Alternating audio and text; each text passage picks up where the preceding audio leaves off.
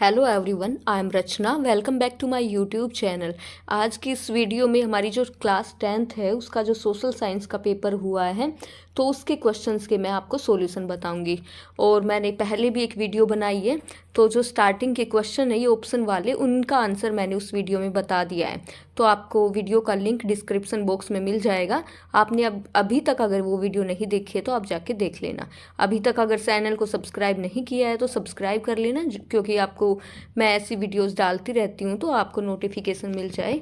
तो चलिए video start करते हैं। आज की इस वीडियो में मैं आपको यहाँ 21 से लेके और 36 तक के आंसर मैं आपको आज की इस वीडियो में बताने वाली हूँ। तो चलिए शुरू करते हैं वीडियो को। तो चलिए देखते हैं क्वेश्चन नंबर 21।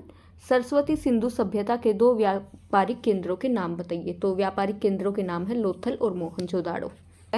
रोम को 7 पहाड़ियों का शहर क्यों कहा जाता है? मैं अभी इनके आंसर भी दिखाऊंगी, एक बार क्वेश्चन देख लेते हैं। खरीफ मौसम की 4 फसलों के नाम बताइए। मैग्नीज के 2 उपयोग बताइए। सतत विकास धारणीय विकास से क्या अभिप्राय है? परिच्छन बेरोजगारी क्या है?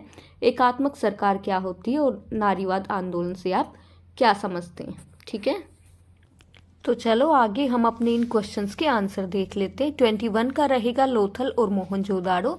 22 का रहेगा 1000 ईस्वी पूर्व इटली टाइबर नदी के किनारे 7 पहाड़ियों पे बसा था। ठीक है। 23 का रहेगा कपास, चावल, बाजरा और ज्वार। इसके बाद 24 का आंसर हम देख लेते हैं। इस्पात के विनिर्माण में उपयोग और ब्लीचिंग पाउडर कीटनाशक दवाओं में प्रयोग। 25 का रहेगा पर्यावरण को नुकसान पहुंचाए बिना किया जाने वाला विकास। ठीक है। इसके बाद रहेगा 26 में रहेगा जिसमें आवश्यकता से अधिक श्रमिक काम कर रहे हो परंतु रोजगार किसी को भी प्राप्त नहीं है। ऐसे में यदि कुछ को हटा भी दिया जाए तो उत्पादन पे कोई असर नहीं पड़ता है।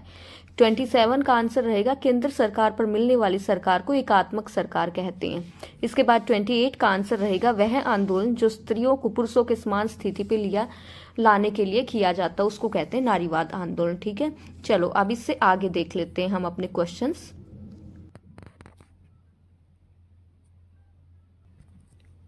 अब इसके बाद हमारा यहाँ पे आ गया section C, case study based questions. इसमें मैं आपको कराऊंगी। तो चलिए करते हैं। यहाँ पे ये पैसेज दिया हुआ है, आप पहले इस पैसेज को पढ़ लेना। इसमें क्या लिखा हुआ उसी के बेस पे इनका हमें यहाँ पे आंसर करना है। तो देखो, वैदिक दर्शन में ब्लैंक पुरुषार्थों का उल्लेख है। तो यहाँ कहा गया है वैदिक दर्शन में किन पुरुषार्थों का उल्लेख है। तो यहाँ पे देखो आंसर यहाँ पे लिखा गया है 4 पुरुषार्थ जो कि हैं धर्म, अर्थ, काम और मोक्ष, इनका उल्लेख किया गया है। तो आंसर हमारा यही आ जाएगा, वैदिक दर्शन में 4 पुरुषार्थों का उल्लेख है। वहाँ पे हम नाम भी ऐड कर सकते हैं, धर्म, अर्थ, काम और मोक्ष। विद्यार्थी का धर्म क्या है? तो जब विद्यार्थी का धर्म बताना है हमें तो देखो ये रहा यहाँ पे आंसर, विद्यार्थी का धर्म है पढ़ना। ठीक है, तो आंसर हो जाएगा विद्यार्थी का धर्म है पढ़ना। धर्म का अर्थ क्या है? धर्म का अर्थ यहाँ पे देखो ये दिया हुआ है, धर्म का अर्थ होता है कर्तव्य बोध। ठीक है, नंबर 3 है, यहाँ का आंसर क्या हो जाएगा? धर्म का अर्थ है कर्तव्य बोध। ठीक है, कर्तव्य बोध हमारे धर्म का अर्थ होता है और मनुष्य का नैतिक कर्तव्य ही उसका धर्म है। चलो आगे देखते हैं। ये दूसरा दिया हुआ है, इसमें ये आपको पढ़ के इसके बेस पे कुछ क्वेश्चंस दिए हैं उनके आंसर करने हैं। ठीक है, तो चलो हम डायरेक्ट क्वेश्चंस की तरफ बढ़ते हैं। जो उपरोक्त पैराग्राफ दिया है, श्यामलाल को किस स्रोत से ऋण मिलता है? यहाँ पे पूछा गया है उसको जिस स्रोत से ऋण मिलता था उसका क्या नाम है? अनौपचारिक आएगा यहाँ पे हमारा आंसर। ठीक है, अनौपचारिक, अनौपचारिक, क्योंकि वो किसी से ब्याज में रुपए लेता था। आगे देखो, ऋण के अनौपचारिक स्रोत का कौन सा नकारात्मक पक्ष दिखाया गया है? तो यहाँ पे ऋण के क्या मतलब क्या नेगेटिव बात हमारे जो ऊपर पैसेज दिया है इसमें क्या दिखाया गया है कि ब्याज अधिक लगता है। ठीक है, ये दिया था ब्याज अधिक लगता है, और इसमें पैसेज में ये भी बताया गया है कि ब्याज भी अधिक लगता है और साथ में वो फसल भी ले लेते थे इनसे जो इनको ऋण देते थे। तो आंसर ये लिख देना, ब्याज अधिक लगता है। ठीक है, चलो नेक्स्ट देखते हैं। इसी में हमारा थर्ड क्वेश्चन, ऋण के औपचारिक स्रोतों में क्या शामिल है? ऋण के औपचारिक स्रोत जो होते हैं वो कौन कौन से उनका बताना है। तो एक तो बैंक हो गया, और दूसरा जो भी सरकारी समितियां हैं, सरकारी समितियां वो आ जाएंगी ऋण के औपचारिक स्रोत में, समितियां। ये हो जाएगा यहाँ पे हमारा करेक्ट आंसर। ठीक है, चलो आगे देखते हैं। आगे इसमें पूछा गया है भारत में किस प्रकार की सरकार विद्यमान है? तो भारत में जो सरकार विद्यमान है वो है लोकतांत्रिक सरकार।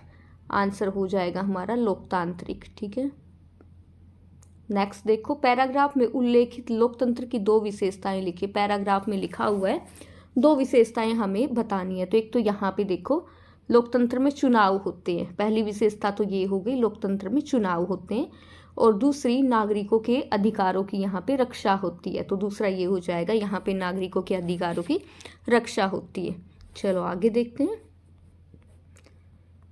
ये देखो, यहाँ पे सौर ऊर्जा के बारे में इसमें बताया गया है इस पैराग्राफ में। सौर ऊर्जा एक ब्लैंक ऊर्जा का स्रोत है। सौर ऊर्जा, ऊर्जा का कैसा स्रोत है तो आप लोगों ने पढ़ ही रखे हैं, नवीकरणीय। ठीक है, नवीकरणीय ऊर्जा के स्रोत के बारे में पढ़ रखा है, नवीकरणीय के बारे में पढ़ रखा होगा। नवीकरणीय का मतलब होता है कभी खत्म न होने वाले। ठीक है, तो यहाँ पे आ जाएगा नवीकरणीय। आगे देखो, कौन सी तकनीक सूर्य प्रकाश को बिजली में परिवर्तित करती है। तो जो टेक्निक का नाम लिखना हमें वो है फोटोवोल्टिक। ठीक है, ये हो जाएगा आंसर, फोटोवोल्टिक। आगे देखो, क्या सौर ऊर्जा प्रदूषण का कारण बनती है। क्या सौर ऊर्जा प्रदूषण का कारण बनती है तो आंसर आ जाएगा नहीं, बिल्कुल भी नहीं बनती है। सौर ऊर्जा से कोई पोल्यूशन नहीं होता है। चलो अब नेक्स्ट क्वेश्चन देख लेते हैं। यहाँ पे देखो, साम्राज्यवाद को परिभाषित कीजिए। साम्राज्यवाद के नकारात्मक प्रभाव लिखिए। उसके बाद 34 है, राजनीतिक दलों के कोई 3 कार्य लिखिए। और अधिकांश कपास मिलें गुजरात और महाराष्ट्र में केंद्रीकृत हैं, क्यों। फिर है, वैश्वीकरण के सकारात्मक प्रभाव लिखिए। ठीक है, तो अभी मैं आपको इनके आंसर्स बताती हूँ। तो यहाँ पे ये हो जाएगा हमारे क्वेश्चन नंबर 33 का आंसर, साम्राज्यवाद। जब कोई शक्तिशाली देश किसी दुर्बल देश पे अपना अधिकार जमाना चाहता है और उसका शोषण करता है, उसको बोलते हैं। ठीक है, इसके नेगेटिव क्या इफेक्ट है, गुलामी बढ़ती, इससे उपनिवेशित देशों की संस्कृतियां नष्ट होती है, राजनीतिक अशांति होती है और प्राकृतिक संसाधनों का यहाँ पे नुकसान होता है। नेक्स्ट देखते हैं। देखो, हमारे क्वेश्चन नंबर 34, राजनीतिक दलों के कोई 3 कार्य लिखिए। और फिर अधिकांश कपास मिलें गुजरात महाराष्ट्र में केंद्रीकृत क्यों है, और वैश्वीकरण के सकारात्मक प्रभाव लिखिए। तो अब इन तीनों क्वेश्चंस के आंसर मैं आपको बताती हूँ। 34 नंबर क्वेश्चन हमारा रहा था, राजनीतिक दलों के कोई 3 कार्य लिखिए। तो इसमें आप लिख देना, राजनीतिक दलों के कार्य, चुनाव लड़ना, चुनाव में जिस दल को सफलता मिलती है वो दल सरकार का निर्माण करते हैं, नीतियों कार्यक्रमों को क्रियान्वित करते हैं, और वो विपक्ष पार्टी की भूमिका निभाते हैं। ठीक है, नेक्स्ट देखते हैं। नेक्स्ट हमारा क्वेश्चन था 35 पे, अधिकांश कपास मिलें गुजरात और महाराष्ट्र में केंद्रीकृत क्यों है। तो इसका आंसर ये होता है क्योंकि वहाँ पे कपास अधिक होती है और वहाँ पे सस्ते और कुशल श्रमिक भी इजीली मिल जाते हैं, और व्यापारिक दृष्टि से भी वो जगह उपयुक्त है, इसीलिए। ठीक है, नेक्स्ट क्वेश्चन नंबर 36, जो कि हमारा था, वैश्वीकरण के सकारात्मक प्रभाव लिखे। ठीक है, वैश्वीकरण का मतलब होता है दूसरों देशों के साथ जो हम व्यापार करते हैं, तो उसके जो पॉजिटिव प्रभाव क्या हैं, तो क्या है इसके, इससे भारत की विश्व व्यापार में वृद्धि होती है, पूंजीवाद को बढ़ावा मिलता है, अधिक रोजगार वृद्धि होती है, कुशल जो श्रमिक हैं उनकी मांग में भी वृद्धि होती है, व्यापार में बढ़ोतरी होती है, और दुनिया के अलग अलग हिस्सों में आदान प्रदान व प्रभाव बढ़ता है। ठीक है, तो यहाँ पे हो गई ये हमारे क्वेश्चंस। आगे देखते हैं। इसके बाद अब आगे ये क्वेश्चन दिए गए हैं जो कि 5-5 नंबर के हैं।